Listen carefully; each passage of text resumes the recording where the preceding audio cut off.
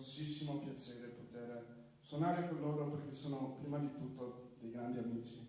Noi abbiamo alla batteria Paolo Cazzin.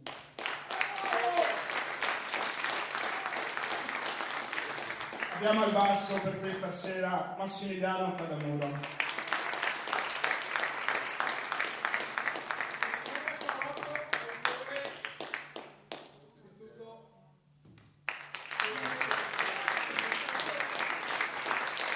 Noi chiudiamo il concerto con questo pezzo, Come il vento.